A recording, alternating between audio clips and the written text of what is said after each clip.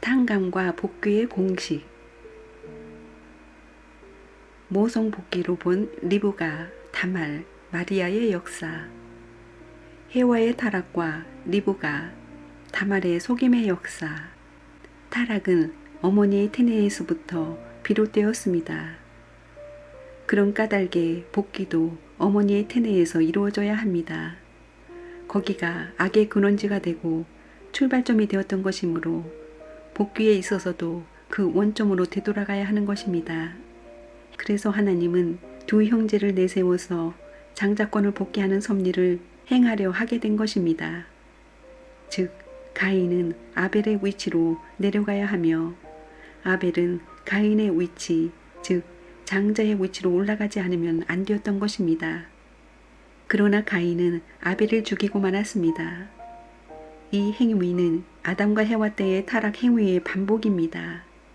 즉, 복귀된 입장은커녕 다시 천사가 아담을 주관한 입장에 서고 만 것입니다. 해와가 타락할 때 누구를 속였느냐? 하나님을 속였습니다. 하나님 모르게 하나님과 의논하지 않고 제멋대로 하나님을 부정하는 자리에서 타락했던 것입니다. 그 다음엔 아담은 자기 남편인 동시에 하나님의 아들입니다. 부자를 부정하는 자리에서 타락하였기 때문에 아담을 잃어버렸습니다. 이와 같이 된 것을 탕감 복귀하기 위해서 하나님은 리브가를 세워 하나님 대신으로 아버지 이삭, 아담 대신 아들에서 이들이 모르게 축복을 빼앗아 오는 것입니다. 다시 말하면 바꿔줬던 것을 교체하기 위한 일을 하기 위해 리브가는 야곱을 통해 잃어버린 축복의 장자 기업을 빼앗아 올 수 있는 조건을 갖게 되었다는 겁니다. 조건입니다. 그 실체를 가진 것이 아니라 조건을 갖게 되었다는 겁니다. 천사가 해와를 꼬드겼지만 이제는 거꾸로 해와가 꼬드깁니다. 그러한 노름을 탕감 복귀해야 됩니다. 그래서 다말은 시아버지와 관계를 맺게 되는 것입니다. 관계를 맺게 될 때 약조물로 양새끼를 준다는 것을 도장과 끈과 지팡이 이 세 가지 증거물을 달라 해가지고 보관했습니다. 내가 뵌 아기의 아버지가 누구라는 것을 확인시키기 위해 죽더라도 그것을 남겨놓고 죽어야 되겠다 하는 각오로 다말은 증거물을 받아가지고 보관했던 것입니다. 마리아도 해와와 꼭 닮았지요. 자기의 남편이요 오빠인 아담과 아버지인 하나님과 오빠와 남편을 해와가 속였던 것처럼 다말도 그랬습니다. 자기 미래의 남편이 될 사람, 그리고 시아버지, 남편과 오빠와 전 형제를 속인 그 내용은 모두 해와의 행위와 일치한 탕감의 내용이 되는 겁니다. 그것이 다말 자체를 중심 삼고 마리아를 중심 삼고 꼭 닮았습니다. 해와가 새 남자를 속인 것과 같이 언제나 새 남자를 속이는 겁니다. 리브가가 새 남자를 속였지요. 하나님 자기 남편, 자기 아들을 속였습니다. 또 다말도 새 남자를 속였지요. 시아버지하고 첫째 아들, 둘째 아들을 속였습니다. 또 마리아는 누구를 속였어요? 마리아도 하나님, 그 다음엔 자기 부모, 자기 남편을 속였습니다. 마찬가지입니다. 해와가 아버지를 속이고 오빠를 속이고 남편을 속였지요. 아담이 오빠인 동시에 남편이지요. 마찬가지입니다. 마태복음 1장에 4대 음녀가 나옵니다. 거기에 밧세바가 나오지요. 다말이 나오지요. 그 다음에 기생 라합이 나오지요. 그 다음에는 룻이 나오지요. 4대 음녀가 나옵니다. 그 사람들이 다 음녀라는 겁니다. 남편이 있는데 바람이 피웠으니 음녀입니다. 성경을 갖다 한번 잘 읽어보라는 것입니다. 그렇기 때문에 예수는 정처를 통해 못 태어나는 겁니다. 첩을 통해서 나왔습니다. 성경은 거룩한 경전인데 용납하지 못할 내용이 많습니다. 그렇잖아요? 야곱이 리브가와 하나 되어 형 에서와 아버지를 속여 축복받는 이런 노름이 왜 일어났느냐 이겁니다. 또 다말이 시아버지하고 관계를 맺어 태어난 베레스와 세라를 중심 삼고 왜 유다 지파가 축복을 받게 됐느냐 하는 문제, 인륜 도덕관으로는 해결할 수 없는 이런 내용이 왜 있느냐 하는 문제입니다. 마태복음 1장에 보게 되면 4대 음녀가 나옵니다. 다말이 나오고 밧세바가 나오고 라합이 나오고 롯이 나옵니다. 마태복음은 창세기와 맞먹는데 역사시대에 있어 첫 페이지에 이런 여성들을 중심 삼고 거룩하지 못한 오점을 지니고 있는 여자들이 왜 이렇게 나왔느냐 이겁니다. 이런 모든 문제는 타락 원리를 몰라가지고는 해결할 도리가 없습니다. 수수께끼로 남아있는 겁니다. 그런데 비로소 문총재 시대에 와가지고 그걸 다 밝혀준 것입니다. 다말을 중심한 복중 근본 복귀. 가인과 아벨이 에서와 야곱이 태어나가지고 바꿔치기 하려고 했습니다. 여기에는 언제나 모자 협조가 필요한 겁니다. 해와가 아벨을 옹호한 겁니다. 그 다음에는 에서와 야곱 시대에 리브가가 야곱 편이 되어 거짓말을 해가지고 도와준 겁니다. 그런데 왜 축복을 하나님이 해주었느냐 하는 문제도 다 모르고 있는 것입니다. 그래가지고 야곱 때에 쌍태로 태어나 바꿔치기를 했다 이겁니다. 그래도 안 되니까 베레스와 세라를 중심 삼고 다말의 복중에서 나올 때 싸워가지고 바꿔치기 해서 찾아가 장자를 미치고 나온 이런 노름이 벌어진 겁니다.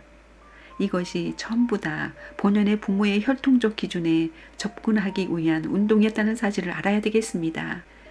하나님께서는 리브가에게 두 국민이 네 태중에 있구나.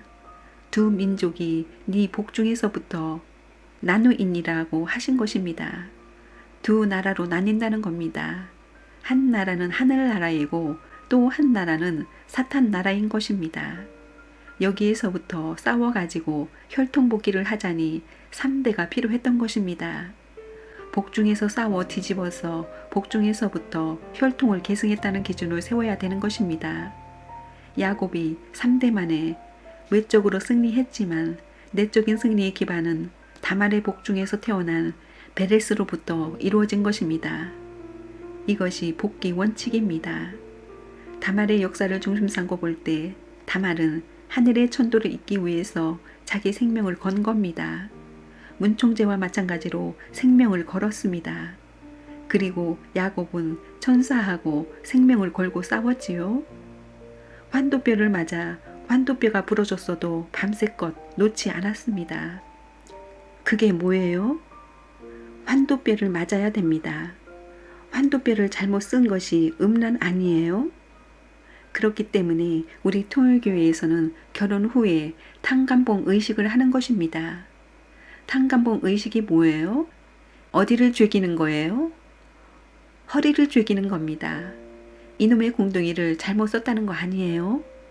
이 똑똑한 문총재가 왜 그런 노름을 하느냐고요. 그러나 할 수 없다는 것입니다. 옛날에 천사장이 해와를 꼬였던 것을 반대로 여자가 시아버지를 꼬여 천명을 걸고 아브라함의 이상을 상속받기 위해 자기 일신은 거름이 돼야 되고 당장 돌로 맞아 죽더라도 그때 유대의 법은 과부가 아기를 베게 되면 돌에 맞아 죽는데 그것을 각오한 겁니다. 무슨 말인지 알겠어요? 유다의 혈통을 남기는 것이 내 소원인데 이것밖에 길이 없어. 죽이려면 죽이소 하며 뜻 앞에 서가지고 죽음을 각오하고 나간 겁니다. 재물적 죽음을 각오하고 결단 짓고 나선 다말의 이 역사는 놀라운 여성의 역사가 됐다는 겁니다. 예수의 조상이 거기서부터 생겨났습니다. 이게 놀라운 사건입니다. 이걸 볼 때 타락론을 부정할 수 없습니다. 어찌하여 하나님이 이런 섭리를 해야 되느냐? 인류는 뱃속에서부터 더럽혀졌기에 뱃속에서부터 바꿔치는 전환점을 세우지 않으면 안 되겠기 때문에 다말이 그와 같은 비운의 운명 가운데 선 겁니다. 자, 역사 이래 처음으로 거꿀잡이로 형과 동생을 복중에서 바꿔치는 노름이 벌어진 겁니다. 유다 때에 와가지고 다말이라는 비법적인 행동을 한 여자로 말미암아 비로소 역사가 바로 잡혔다는 사실을 우리는 알았습니다.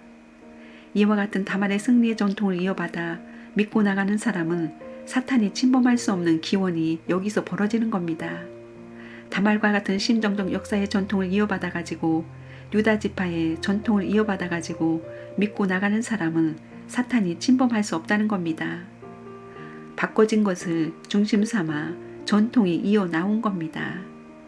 다말이라는 여자는 하나님의 혈통, 즉 축복이라는 것을 중요시한 사람입니다.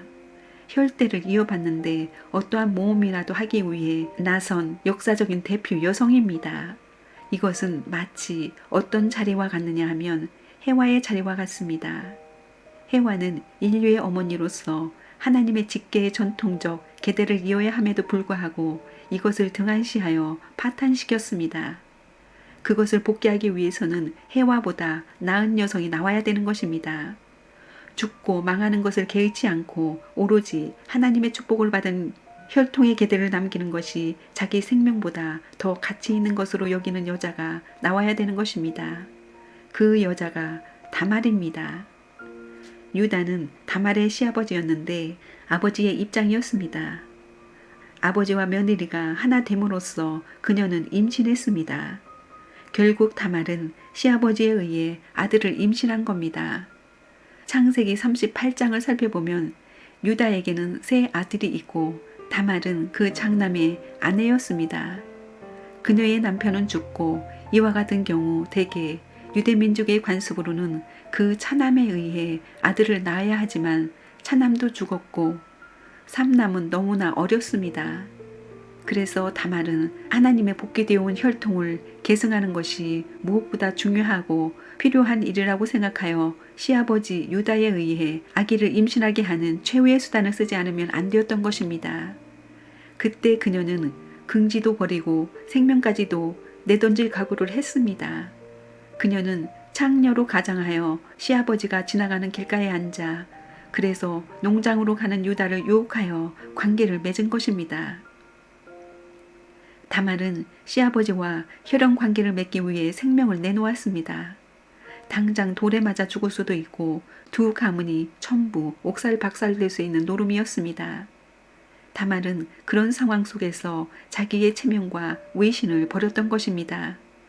자기 남편이 죽자 남편의 동생을 맞았으나 그도 죽었습니다. 그런데 셋째는 어려서 그를 중심 삼고는 하늘의 축복받은 혈통의 대를 이을 수 없었습니다. 그런 자리에서 다말은 자기의 위신과 체면을 버리고 생명을 희생하더라도 하늘의 축복받은 계대를 남겨야겠다고 다짐한 것입니다. 다말의 그 마음, 그것이 귀하다는 것입니다. 에서와 야곱 때를 보면 리브가의 복중에서 서로 싸웠지만 먼저 태어난 에서는 사탄 편입니다. 야곱은 태어나서 장자의 기업을 빼앗은 것입니다. 그런데 베레스와 세라는 다말의 복중에서 싸워 베레스가 장자의 기업을 바꿔치기 했던 것입니다. 어머니의 복중은 아들, 딸이 태어나는 근본인데 그 근본에서부터 바꿔쳤다는 겁니다. 태어나서 바꿔친 것이 아니고 복중에서 바꿔쳤다는 것입니다. 복중에서 바꿔쳐서 먼저 태어난 아들에 대해 사탄이 내 아들이다 하고 주장할 수 없는 것입니다. 복중에서 바꿔치지 않고 먼저 태어나게 되면 사탄 편이지만 복중에서 바꿔쳐 가지고 먼저 태어나게 되면 하늘 편이라는 것입니다.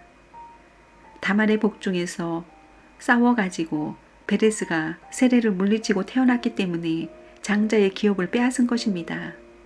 그랬으니 태어나면서부터 장자입니다. 베레스는 필연적으로 차자가 되어야 하는데도 불구하고 장자의 입장으로 태어났으니 선이 먼저 태어났다는 것입니다. 하늘의 축복이 귀하기 때문에 하늘의 선민 사상을 남기는 게 중요한 것입니다.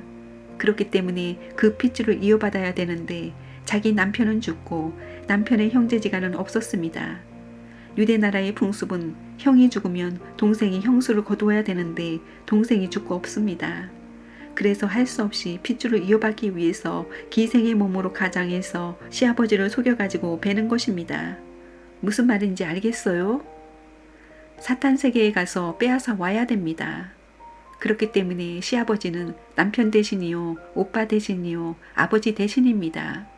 그런 입장에 세워가지고 장자권을 아브라함, 이삭, 야곱, 유다 4대의 모든 축복의 인연을 이어받기 위해서 다말은 목을 내놓고 단행한 것입니다. 사탄이 어디에서 악의 씨를 심었느냐 하면 자궁에다 심었습니다. 그래서 베레스와 세라도 쌍태로 태어난 것입니다.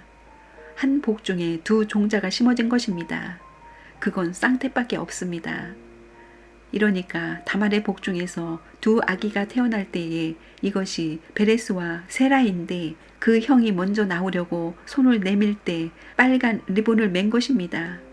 이건 훗날에 오시는 주님 때에 공산주의 세계에서 전권을 대신한 독재자가 먼저 나올 것을 의미하는 것입니다. 그래서 2차 대전 시대에는 히틀러 같은 독재자가 나오고 소련에서는 스탈린 같은 사람이 나온 것입니다. 스탈린이 1953년에 죽었지요. 그때부터 중국하고 소련이 갈라지는 것입니다. 선생님이 옥중에서 해방되어서 나온 지 3년 만에 죽은 것입니다. 역사는 다 우연이 아닙니다.